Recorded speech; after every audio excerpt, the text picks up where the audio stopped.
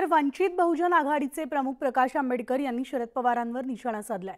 शरद पवारांचे मनसुबे मणिपूरसारखी दंगल घडवण्यासारखे असून ते पूर्ण होऊ देणार नाही असं प्रकाश आंबेडकर यांनी म्हटलंय। शरद पवार गटाचे आमदार रोहित पवार यांनी प्रकाश आंबेडकरांना प्रत्युत्तर दिले।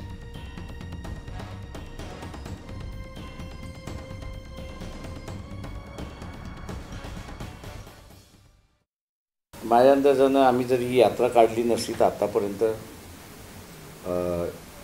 शरद पवारांचं जे मनसुबे आहेत मणिपूर घडला पाहिजे तो आतापर्यंत घडला असता।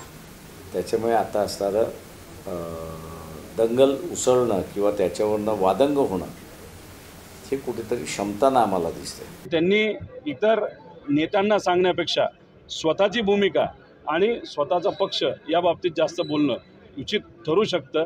पण ते मोठे नेते आहेत आणि मोठे नेते असल्यामुळे मी त्यांना परत एकदा विनंती करतो की संविधान आणि लोकशाही टिकवण्यासाठी भाजपच्या विरोधात स्पष्टपणे भूमिका घेत आपल्याला एकत्रित कसं लढता येईल, पण त्यातपासून एकत्रित लढत असताना किती सीट मागाव्यात याचाही कुठेतरी अभ्यास हा त्यांच्या सर्व कार्यकर्ते आणि पदाधिकाऱ्यांनी करावा अशी विनंती करतो।